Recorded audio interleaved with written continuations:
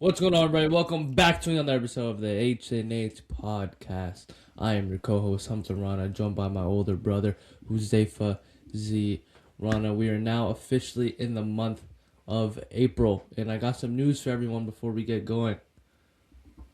I, Humzah Rana, I'm getting married. April Fools, everyone. April Fools, April Fools, April Fools. But anyways. That was really clever, Humzah. I like that. Yeah, appreciate it. Huzaifah, we're in the month of April, man. This is it's getting kind of surreal. What are we thinking right now? Man, time is flying. I don't know if I'm reaching that Unk status yet. I know all you and your boys, they call me Unk all the time. It's crazy. Time is flying. We're already in April.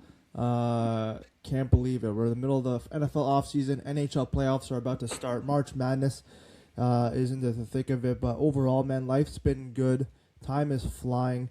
Cannot believe it. We started this journey, Humzah, back in August. And now we're in April. Pretty crazy if you ask me. And, as I continue that saying, I ask everyone who's watching, please like, comment, and subscribe on these videos. We are literally 2 away from 100 subscribers overall. And if that happens, we will do an in-person meet and greet, VIP meet and greet, and we'll do a signing. One day that will happen. But for real, if you guys can help us get to 100 subscribers, that would be much appreciated on YouTube and on Spotify for our listeners there. Honestly, just want to thank everyone for watching. I also want to apologize in that same breath that we've been kind of 1 week on, 1 week off type of thing. We're going to try to get back to our week-to-week schedule, but I fully blame Humzah. His work schedule with school and everything like that is messing up a lot of our timing. So Humzah, you can talk about that. But overall, we're trying to get back to our week-to-week segments and maybe a mock draft in a couple of weeks as the NFL draft is catching up. But Humzah, I know you always ask me how I'm doing. I think it's time for me to flip it and ask how. I don't think I've actually ever asked how you are doing before we start an episode. So Humzah, how are you doing in life and overall? Because we haven't talked in a while. I'm doing great. I can't complain. I wake up every day. I'm being blessed. I can't complain. I have work in a couple hours. School's really about to finish in a couple weeks with exams and whatnot. So excited for that to finally be done. Other than that, I usually love this time of the year. Mock drafts are heating up. The draft's coming in literally 3 weeks from now. So times are getting real. But overall, I'm very, just happy in life and excited for the future. I'm happy you're happy in life. Yo, we should consider, because I know, so one thing I want to talk about is, and we'll get into our content later, but we wanted to, it's been a while since we've actually talked and stuff like that. But Humzah, do you think our viewers, our followers, the supporters of the HnH podcast would like a Twitch stream? Like if you and I were to play against each other in FIFA or in Madden or in 2K, all 3 games I own you in, do you think our viewers would like that? I think they would. I think that that'd be fun and be sick. We could probably play all the major sports teams. Actually, we should consider that. I think that'd be a lot of fun. 2K. Actually, Is college football considered major? I think so. Well, what's other? But NHL's not fair though, because I actually don't play that game at all. NHL is a different game, Humzah. Also, FIFA, and Madden. Actually, all these games I think I own you in. No, who's won most recently in every game? I beat you most recently in FIFA. I beat Who you won most recently in FIFA? I beat Who you won most recently in Madden? We haven't played Madden in like maybe 4 or 5 months. Pretty sure I won last time. But FIFA, I know I definitely beat you last time. No, you beat me the time before that, but I beat you the last time. No. I in your home court, I was in a hostile environment at your house, and I won. I swear we played after that. No, we didn't. All right, that's up to you. Cool. Yeah. So, do you want to get into the content right now? Or do you have other things you want to talk about first? Actually, I just want to talk about one thing real quick. So I'm about last week or 2 weeks ago, I'm driving down. People that live in our area, Orleans. I'm driving down Placer Orleans Mall. Right. I'm driving Great down. mall, by the way. Great mall. I have an eye doctor's appointment. I actually had 3 appointments that day, but I'm not going to get to that. I'm driving down. And I look to my left, and I see a big,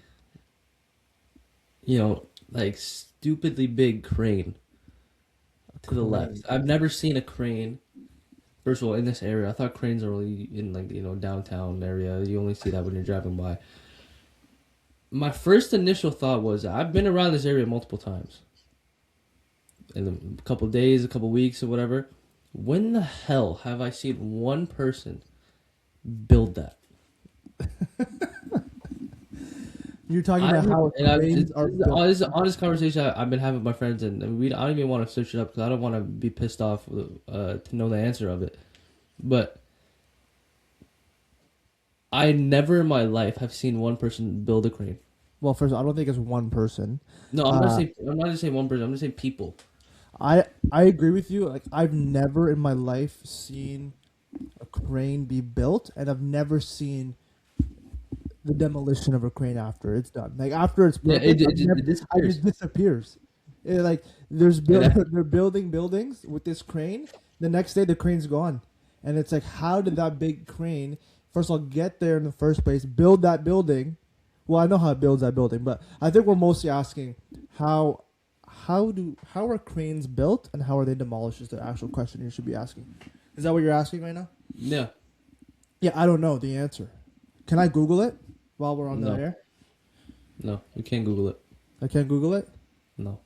Okay, maybe our viewers can let us know in the comment section how are cranes built. Yeah.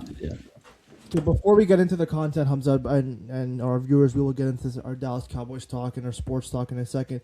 I went to ChatGPT the other day and I asked for some interesting podcast, like debate questions, because I think a lot of people have been asking us, yo, you guys should debate more, you guys should argue more, and I kind of agree. So, do you want to? Should I just pick a question and we answer them? Go ahead. And this does not have to necessarily be sport. Okay.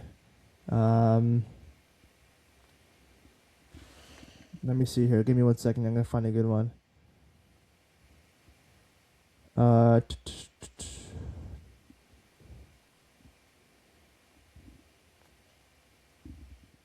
Okay, here we go. Ready? I got one right here. I got a sports one right here.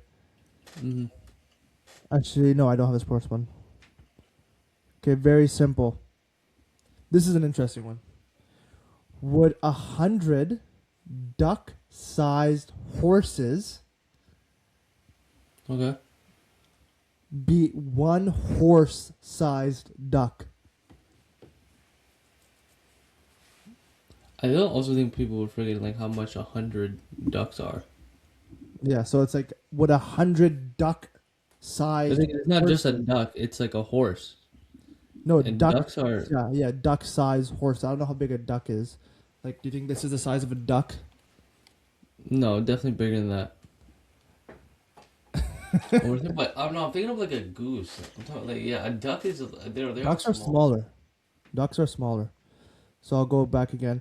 Would 100 duck-sized horses beat one horse-sized duck? One horse-sized duck. I think the 100 wins.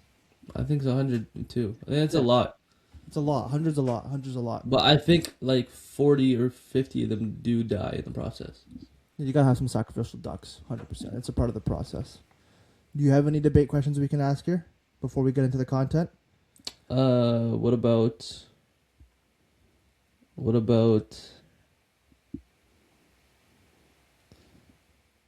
would win in a fight? A silverback gorilla.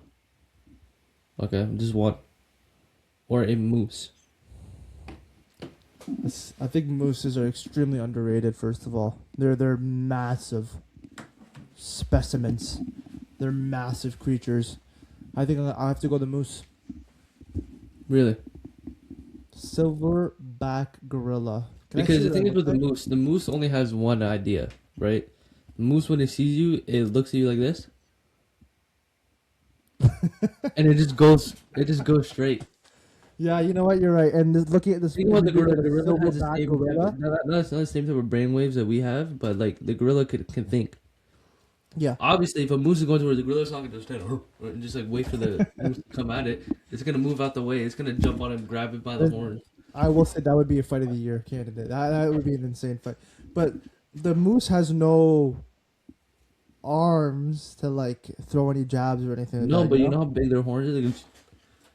They can Yeah. just The like. gorillas have the ability to combat that. That's what I'm saying. So I think a gorilla for sure. Okay, yeah, man, we're agreeing on all these things. There's not one that we disagree on. Okay, here we go. Let's do one more, and then we can get into our content, because I know you have some interesting sports questions for our viewers, and get into our Dallas Cowboys stuff as well. Okay, here we go.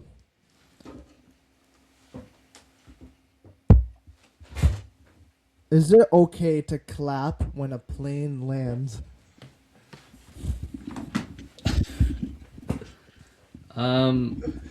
Is it okay to clap when a plane lands? Yeah. Like, is it fine? Or is it kind of like, what is this guy doing? You know? Like, yeah, no, I think you're weird if you just clap if a plane No, I lands. think if your flight's longer than 8 hours, Like people in the plane, Hamza, who else would be clapping? people watching. People watching. No, this is people in the plane, dude. No, the people in the plane. Bro, this Yeah, is no, all you're. from ChatGPT, by the way. This is all straight Yeah, chat. people in the plane if they clap when a plane lands, you're lucky like you're just a goober. No, but dude, I think it should depend on the flight like time. Like if your flight's longer than 8 hours, it's like a 10-hour flight, let's say. I think it should be a clap. But if you're flying from Ottawa to Montreal and you're clapping, you're weird, bro. Like, what are you doing clapping on that plane? I think in general, if you clap, Come on, you had never heard people clap before on a plane? I have, but like, bro, it's always those type of people. Yeah, I'm not gonna say who you are, but it's always those type of people. I've clapped on a plane. Actually, I don't think I have. I don't think. No, dude, we're not related if you ever clap on a plane. But you don't agree with my idea that if it's a longer flight, you should be able to clap on a plane? No, But but why? Why clap? Because it's like, dude, I went on this journey for so long. It's been 15 hours, 18 Cool. hours on this plane. I'm gonna Tell clap. yourself that. Because think about it. Let's just say you're in the back of the plane. You're the one clapping. You'll be like ah, and then nobody else is doing it. No, if someone claps, people will follow. That's how it works. No. Okay, you have one more, or are we done? No, I think okay. We'll revisit this at the end. This is nice. So I like this stuff. Okay, I know you mentioned before we started you have some questions about. So we'll get into the Cowboys first, some NFL news, and we'll kind of shift around to some world sports news for our followers as well. But let me get into what you want to talk about first, Hamza. I'll let you start. So with I think we're gonna be. I don't know if we're gonna be draft really focused today, but like a lot of the stuff we'll be talking about is somewhat draft related. But what I do have a question. We are going to revisit the 2025 NFL draft, specifically only the Dallas Cowboys picks.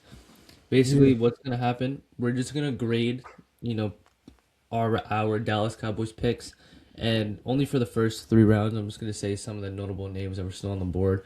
I'm just extra. It's like OD if I do it in like the 5th or 6th round. It doesn't really matter. But so we'll revisit that. I'm gonna ask you first, and then I'll follow up with you. Excuse me. Do you want like an A, B, C, D, E, F, G? Yeah, we're gonna grade it. Element of P, or do you want like a percentage? I want a grade.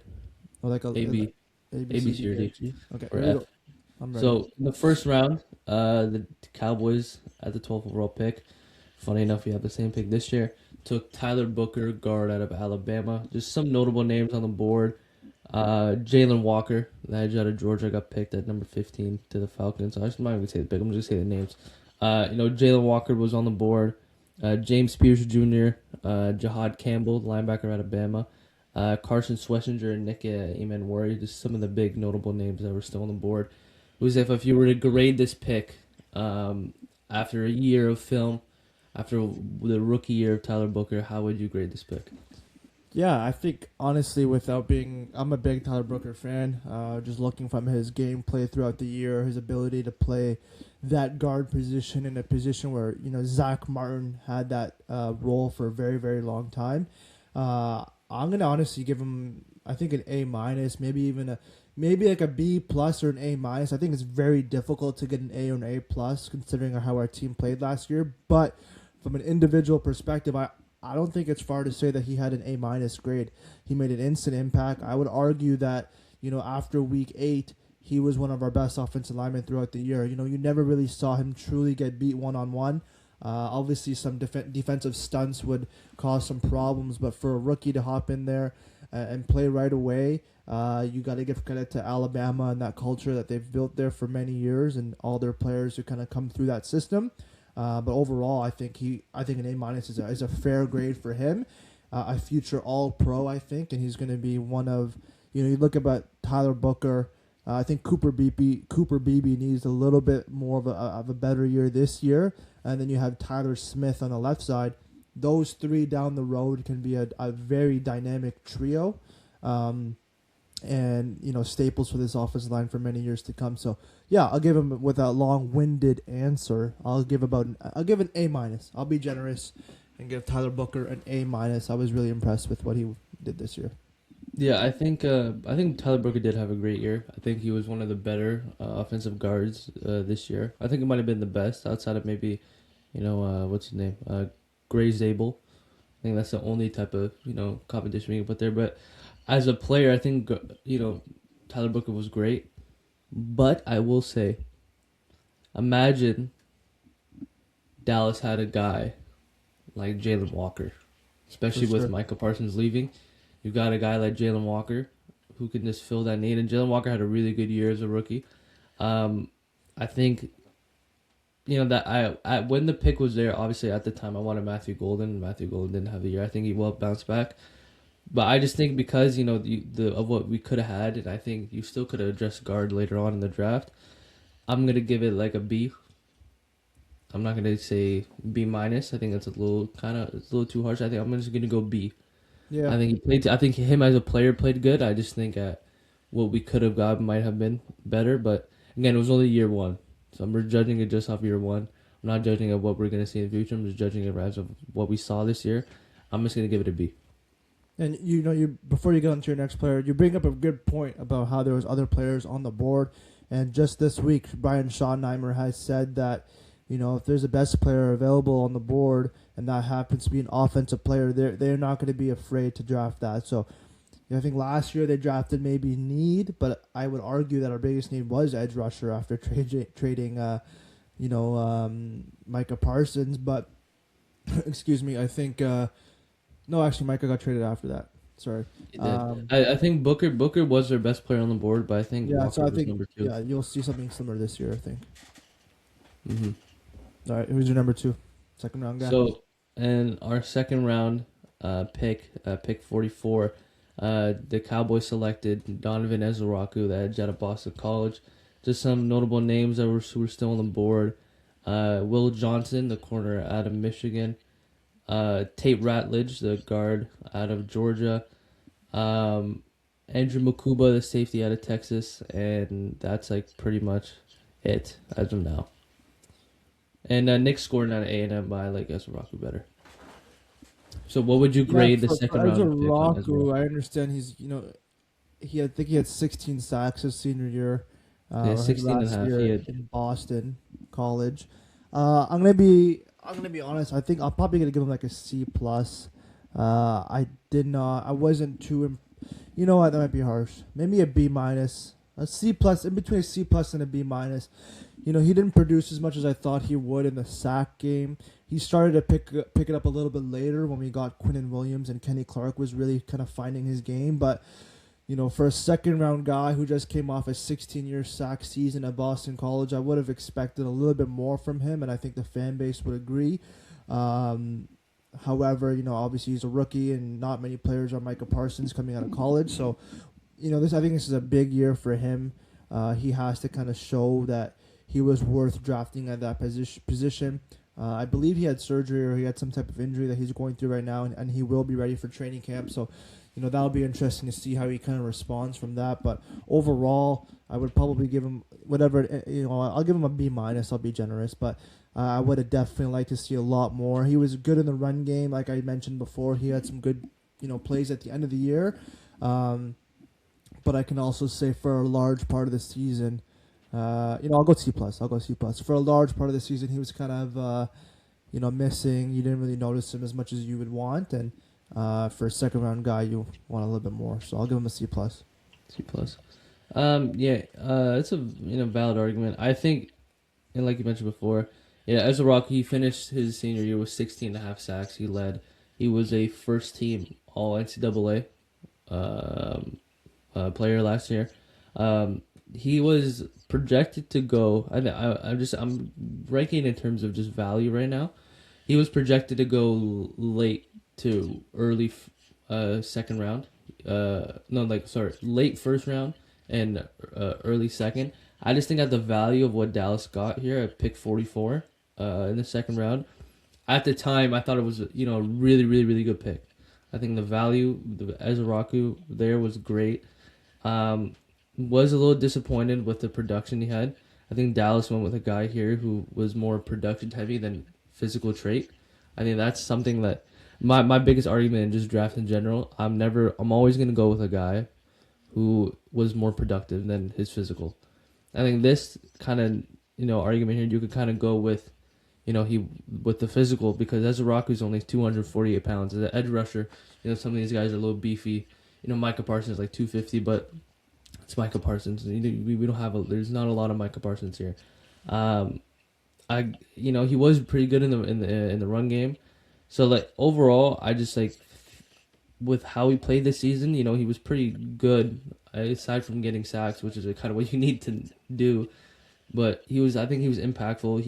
We saw him bending at the edge and him like milliseconds. There's so many times he was just milliseconds away from getting the sack. So I'm gonna go with a B minus. I think Ezraku didn't do as bad as what people say, but I also do think he will be a lot better. Yeah, I think he's gonna have a big year this year because a guy like Rashawn Gary, a proven edge rusher who's really good at stopping the run. Maybe now this year and a full year with Quinnen Williams, I think will benefit him a lot. So yeah, I think it's a fair grade.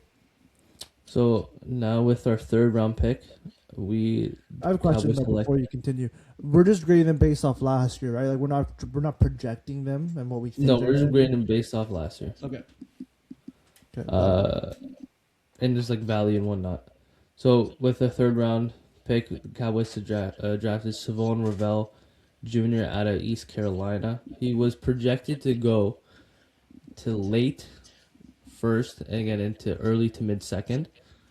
He did deal with an injury, so we didn't see him play till week 11. Game, I think, like the Vegas game, I think was his first game. Week 11 or week 12. Yeah. Well, yeah, right after the first game after the trade deadline.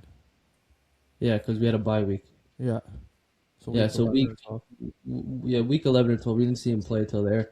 But in the time that he was there, how would you grade how would you grade the value, and how would you just grade the pick overall? Well, the value is, I think, is an A plus value if you're considering he was a late first round pick. You got him in the third round, and obviously that was because of his ACL injury that he suffered, I think, in his junior year. You can correct me if I'm wrong, but value is great. Production, now he only played a handful of games, so it's kind of hard to say. And he did have that knee brace on, but there were some clips and a couple of snippets of him like closing his gap really well, right? Like he was there's a few plays, I think it was against the Eagles maybe where sorry, give me 1 second here. There you go. Yeah, there's a few plays where he would close his gaps really well, like when receivers are running drag routes, he was kind of closing that area extremely well with his speed. But there was also a few times where it was a little bit like questionable with some of the stuff that he was doing. I'm not going to be too harsh because he only played a handful of games, and I think his value is going to be amazing. And this is a big year for him, just considering his injury last year. He has a full off season to prepare. I think overall, I'll give him a B. maybe like a B minus or a B. He wasn't bad enough where you can give him a C or a C plus, but he wasn't amazing where you can give him an A. I think he was perfectly mid. So I think B is good, but I think he's going to be a great player for many years to come, and a full year, like I mentioned before, recovering from that ACL injury. I think he's going to be a great player. Yeah, just before I get to that, I forgot to say the notable names are still on the board. Xavier Watts, the safety out of Notre Dame, he drafted to Atlanta. He was still available. Jared Wilson, the guard out of Georgia, got drafted to New England. Jacob Parrish, the cornerback out of Kansas State, was picked at pick 84 by the Buccaneers. Those are just some notable names that were on the board. Me personally, I was a big Savon Ravel fan going into the draft process. I remember I was super high on him, and I wanted Dallas to draft him at our pick number 2, in our second round pick. Sorry, I was that high on Savon Ravel. Obviously, we didn't see him play until later on. I will say though, even though we did see some flashes, there was a couple times bro, you really fell for that, against the Chargers and what was it, the Eagles, or was it Vikings. it was the Lions. Yeah. He had 2 pretty bad games back to back, or not back to back, wasn't back to back, but I'm like, dude, in the big moments where we need a pick, he was kind of just backpedaling. It was a red zone catch, I think it was to Isaac Tesla on the back of the end zone against the Lions. He could have easily made the play, but I don't know what he was doing. I'm gonna give it. Again, I think injury has to play a factor because you're drafting a guy that was injured. I am going to go with a C as of now. I think he will bounce back. I'm just based on last year and even the games that he played. He was better than what we had before, but it wasn't much to say. Yeah, I think for the first time in HnH Podcast history, you have actually convinced me, because I do remember a few of those games, and so I'm going to go back from a B. I'll go to a B minus. Because and similar to what you said, the injury, right, is something you have to consider. But yeah, that Detroit game I remember was upsetting. I was with our uncle in California watching that game, and that was not fun. Yeah, that was a fun. Okay, now we'll go to we'll fly through the last couple ones. In the fifth round, no explanation, just name. Yeah, grade. in the 5th round we drafted Jaden Blue, running back out of Texas, and also we traded back into the 5th round to draft linebacker Shamar James. Well, how do you grade Jaden Blue? And I said this before to my friends here. Jaden Blue, remember the name. I think he's going to be a great player down the road, but some of his immaturity and stuff, missing meetings and all that stuff was very disappointing in his rookie year. So I'm going to go with a C minus for Jaden Blue. Shamar James, I'm going to go with a B minus. I thought he had a great year, and I think he's going to get a lot better down the road. Yeah, Jaden Blue was another guy I was super high on going into the draft. Again, I wish we saw more of him. He did play quite well his last game against the Giants, but it is the Giants, so it doesn't really say much. Yeah, I'm gonna go with a C minus here. As much as I like Jaden Blue, Shamar James though, I am gonna go with a B. I think at a value, you get a 5th round linebacker who outplayed, it doesn't say much, but Kenneth Murray and Jack Sanborn, someone who kind of stepped up and is expected to have a great role next year. I think as where you got him, I think in the production that he gave you, I think Shamar James is big year for Shamar James this year. I'm excited. For sure. We didn't have a 6th round pick. Let's just make sure. We did have a 6th round pick. We drafted Ojani Corlinas, the tackle out of Oregon. Never really saw him play, probably we're not going to grade that one. In the 7th round, we drafted someone that you actually loved at the time, Jay Toya, defensive tackle out of UCLA. How would you grade that? I'm a big Jay Toya guy. I think he's going to get a lot better as well. It was confusing because he would play a game, play decent, then get benched for 2 weeks, and then come back and play mid, and then get benched again. So he wasn't very consistent player. I'll give him a C, flat C. I think overall he didn't blow me away with any of his big time plays, but he wasn't noticeably bad as well. So I'm a big Jay Toya fan, and I think he's going to be a staple in the defensive line for years to come. Yeah, I'm agree. I'm gonna probably give it a C minus. Again, we didn't really see much from Jay Toy, but again, what do you really expect out of a 7th round pick? And then we also drafted Phil Moffa, running back out of Clemson. Didn't again he had a touchdown the last week, so didn't see much Yeah. out of him. So I don't think we're really gonna grade that one. And then a guy I don't think he even made the 53-man roster, Tommy Akambasia. No, he did not make the 53. Yeah, the defensive tackle out of Maryland. We didn't see him play. So that was the recap of the draft from last year. Huzaifah, how excited are you for this up and coming draft this year, and how important is to nail majority of these picks this year? Yeah, it's a very good question, and I've been listening to many articles. Reading many articles, listening to many podcasts. The Dallas Cowboys draft well. They draft a lot of really good Pro Bowlers, but they have to really nail the defensive side of the ball in this draft. And if you look back at the impact the draft had when we had Micah Parsons and then Trayvon Diggs and CeeDee Lamb, like these guys were instant impact players that helped us for many years to come. The last few years, I would say the last 3 years or so, we haven't really had an impact draft. Guys who are blowing us away, who are making impacts. Look at Mozzie Smith, he was traded. Tyler Guyton, I'm okay on, but he still hasn't really proven to us that he can play at a very high level. I think you're starting to see, we just talked about this draft class with Tyler Booker and Ezaraku and stuff. DeMarvion Overshown a couple years ago is the only player from that draft class who has made any type of impact. So this draft class, I think, is extremely vital to the success of the Dallas Cowboys for many years to come. You're talking about 2 first-round picks in the top 20. It's going to be interesting to see what happens before Dallas's pick, but you cannot mess up this draft at all. You got a 3rd-round pick from Osa Odigizua, so you have value in the second day, which we didn't have a month ago.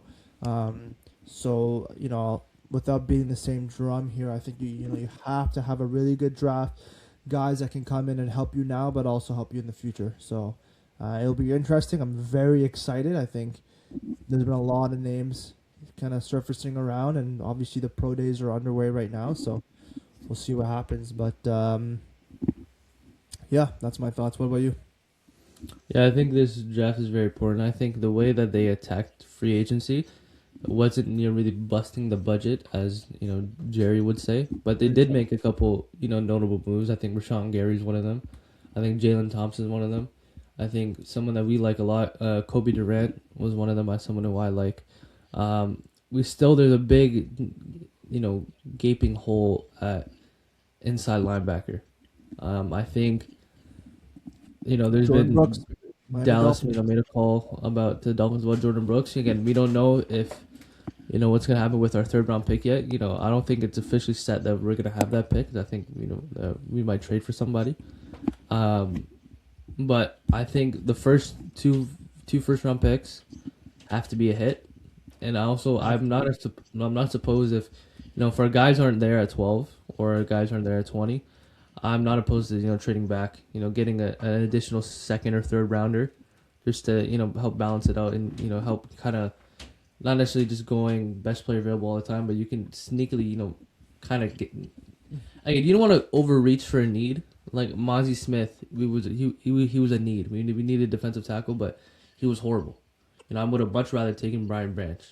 Brian Branch was a dog. He was available at the time. And then you reach for Luke Schoonmaker when you already had Jake Ferguson.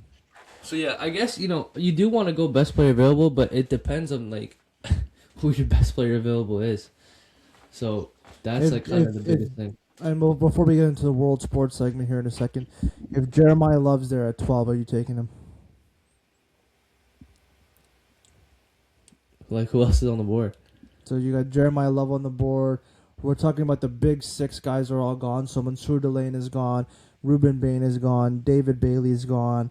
Caleb Downs is gone. Sonny Styles is gone. Arvell Reese is gone. Dylan Thienemann's there at 12. Jeremiah Love is there at 12. Hakeem Mesidor is there at 12. Sorry? Jamal McCoy? Jamal McCoy got picked at 11, let's just say, for this example. So again, then I guess I guess you kind of have to pick Jeremiah Love. It's just now, you get Jeremiah Love, who's going to be, our offense would be unbelievable. But now there's there's still a hole, and now we only have one more first, and we only have a third. So It's gonna be interesting. We pray, we hope and we pray that all the offensive guys are gone before pick 12, and there's a couple of the guys like Mansour or maybe Caleb Downs drops or I think we if get anyone out of the big six to drop, I is think Ruben it will May. be Caleb Downs. Caleb Downs, okay, because of I his think out of we'll see what all, happens. I think out of all of them.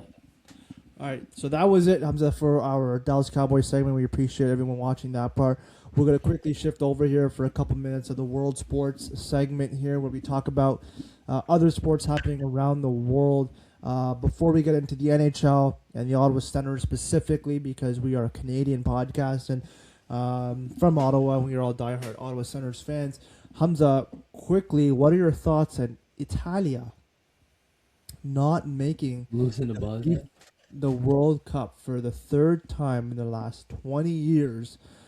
We will not see Italy in the World Cup in Canada, USA, Mexico this summer. What are your thoughts on that? I mean, Italy's firepower kind of, it's fallen off since the mid to later 2010s. I remember Italy used to have one of the best, defensive players. They had Chiellini, they had Barzagli. Yeah, They used Pirlo to down the have middle. Remember Pirlo? they used to have Pirlo. They used to have who was their keeper at the time? Buffon. You remember Buffon? Yes, I do remember Buffon. Um, Mario like Balotelli. Balotelli. Balotelli. I'm trying to think of who the other big, defensive, Italian defensemen. But yeah, so were. Rogard is your shock. But yeah, the fall off is real. It's it's unbelievable. They lost to Bosnia, dude. I don't remember. I don't think I can name you a single Bosnian soccer player right now.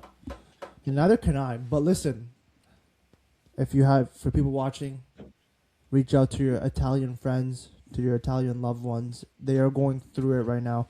You think about soccer, you think about the main kind of European countries. Italy is in that. So that is crazy. But World Cup this summer is going to be insane. What else is happening on the sports world, Hamza, before we get into the NHL? The Warriors officially made the play-in, and Curry's expected to be back. He's supposed to play the Clippers. I did see that. Yeah, that's exciting for us. And soon. we haven't really talked much about basketball, to be honest with you. Our focus has been on the NFL draft and kind of the Dallas Cowboys, but we are both Golden State Warriors fans, and when we get closer to the playoffs, we will be covering them a lot more. I like the acquisition. I like the addition of Porzingis. I'm still iffy about it. I think Just he doesn't play enough. he doesn't, but we have a shooting big for the first time in how many years? And a Quinn Post was that. We've always had a shooting big, but we don't. I think the biggest issue for Golden State is that we haven't had a dominant, physical, big man. We need Zaza Pachulia back right now. We thought that with James Wiseman, but James Wiseman didn't turn out to be the player he was, and he was dealing with injuries. I said it to you. Jonathan Kuminga right now, I don't know if you know, he's going nuts with the Hawks. I know. I think Steve Kerr's the one to blame here. I don't know how you couldn't make it work with Kuminga, but it is what it is. I still go back to that draft when we could have drafted LaMelo Ball and we picked James Wiseman. I understand the need at that point was Wiseman, and people were like, "Yeah, you need a big man to complement Curry, Clay, and Draymond." But just LaMelo Ball was literally the best player available at that pick. That would have been dynamic if you had LaMelo and Steph Curry in your backcourt. Even Tyrese Halliburton was available too. Damn. Yeah. I think he got traded to the Patriots. That was when he got picked by the Kings, right? Kings, yeah. Yeah. But the thing is, if we drafted LaMelo Ball, there would have been the legacy Jordan Poole run, which legacy Jordan Poole was special. It was. Wow, what a run! And then and then Draymond punched him in the face. Yeah. So man, Draymond really ruined our little dynasty there. Yeah. Anyways. Okay, so moving on. So we covered the FIFA, kind of big stuff happening with Italy and the Golden State Warriors. Let's move on, Humza, to our Ottawa Senators in the NHL. And this Eastern Conference race is absolutely unbelievable. I'm going to try sharing my screen here. Give me a second here. Can you talk here for a second? Yeah, Eastern Conference race is bizarre. I don't think I've ever seen this close and tight of a race in forever, honestly. It's ridiculous, bro. I couldn't tell you. I couldn't tell you a year that it was this close because I think every year, there's a huge difference from the NHL now to the NHL and back in 2018. I think the skill of teams and the skill of players have leveled up significantly, and it's honestly just insane. Hamza, do you mind trying sharing your screen here? Because mine. You want me to share the Just standings? share your screen and go NHL standings. Yeah, mine's not working here, and apologize for our viewers here. I just want our viewers to kind of see how crazy this race is here. But yeah, our Ottawa Senators suffered a tough loss earlier this week to the Florida Panthers, and I want to get into a little bit of what that was like. So if you don't know, if you're not aware, Linus Ullmark on Saturday, basically I said he wasn't ready to play, and he got the day off, and you're expecting, okay, a big bounce back game from him on Tuesday, and it was far from that. You know, you're talking about 5 goals in the first period alone. I'm going to go on the website here. Then go down to click on the actual website. Yeah, so you go into, the first link there. You go into Florida, you need a win, and you lose a heartbreaking game. 5 goals in 1 period. Do you want me to go division? Pardon me? Do you want me to go division or stay wild card? Just click on the first link here. I don't know if I can't see that you clicked on it yet. Yeah, there you go. And then click I understand at the bottom, so you move this thing. And just move it down and go down a little bit. Yeah, right here. Perfect. Yeah. So look at that here. For our viewers watching here, talking about the Ottawa Senators at 86 points. They're trying to catch the Columbus Blue Jackets and the Boston Bruins. I think Boston, we can kind of forget about them. They're already, I think they're far ahead, 8 points ahead of the Ottawa Senators right now. You know, it's going to be difficult to catch those guys. So you're really fighting against the Columbus Blue Jackets, and Ottawa has 2 games in hand. A big game tomorrow night against the Buffalo Sabres. Just, have to kind of win that game. But, man, this is insane. Like, Ottawa, Detroit, and Philly all fighting for that last wildcard spot. Every day it changes. In Washington.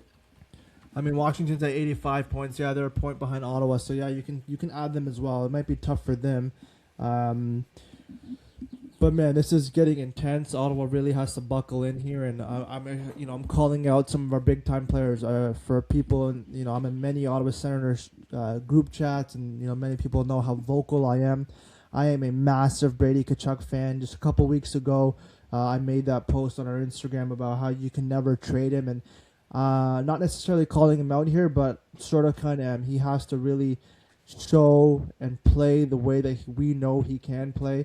When Brady Tkachuk is going out there getting 7-8 hits a game and getting 4 shots, I don't think there's a better power forward in the world, and he is truly a top NHL player when he plays like that. So we know he can do it. I think he knows he can do it, and obviously you look to maybe his injury and stuff like that, but this is when we need our captain. This is when we need our leader to kind of step up and take us to the playoffs, because he is one of our best players when he's on. And you look back to the Brady chance last year in the playoffs.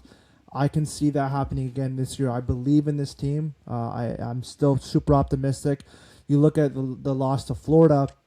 Despite losing that game, Columbus lost, Detroit lost, and Philadelphia lost. So all of that kind of canceled out our loss, essentially.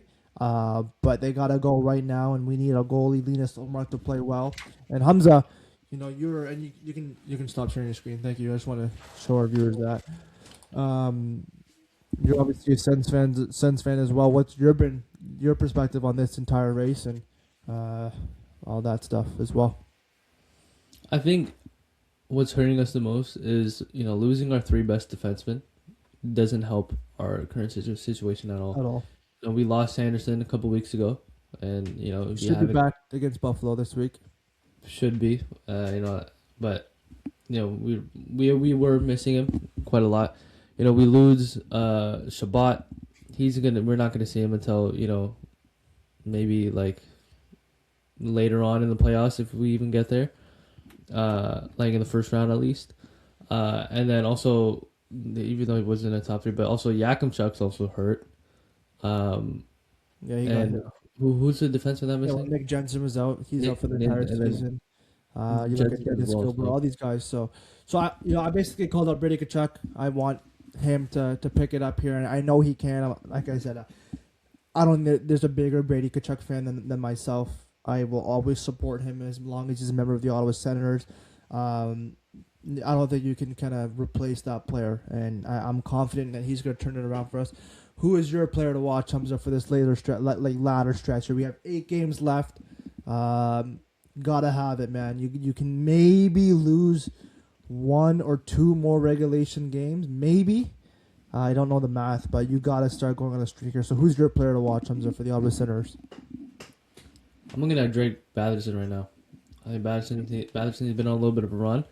But we need to continue to see that play, that high level play. I was gonna say Tim, but Tim's super obvious pick. But I'm gonna go with Drake Batherson right now. Yeah, and Drake Batherson, he reached 30 career goals just earlier this week against Florida, so he's reached his now career high. So yeah, I agree.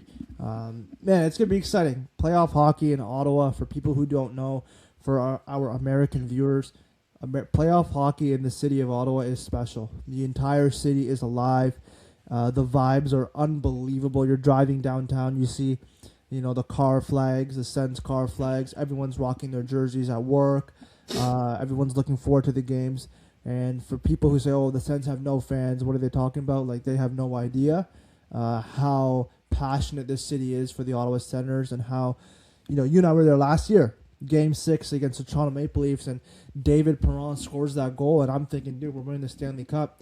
And that TV timeout, I will never forget. That TV timeout, the entire arena is electric, buzzing. It was so loud, I can barely hear you, and you're standing right next to me. So this city needs it. I know the players want it. Travis Green, I think if the players and the team make the playoffs, I think he's definitely a candidate for the Jack Adams Award, which is a coach's award for the best coach of the year. So it's going to be a crazy year, crazy finish here. I know we're going next week. Our dad's birthday gift. So we're going to be going to that game, sitting in the 100 level. So that'll be exciting. But man, I just love it. I love sports. I love doing this podcast with you, Humza. And any final words you want to finish off? Any questions, debates? We are a little bit over time today, but yeah. Let me ask you a question. What's up? Would you rather, for the rest of your life, Oh no, never sleep with a blanket? What? I said never sleep with a blanket, or you have to take a cold shower every day. What? You never sleep with a blanket. I'm taking a cold shower every day. That's good or for you you. cold shower every day. That's good for you. I take cold showers now every day. It was a question that actually came up at work. So At work. Okay, cool. Yeah, no, 100% cold shower. even in the cold. What's going on, everybody? Thank you guys so much for watching that podcast episode. We really do appreciate it. There was a bit of an issue editing the last part of the podcast. So here I am right now taking this moment to thank you for your support on Instagram and on YouTube, as well as Spotify for all of our audio listeners as well. We ask that you please smash that like button and that subscribe button for some more content. And we'll be back next week for another phenomenal episode. Thank you guys and stay blessed.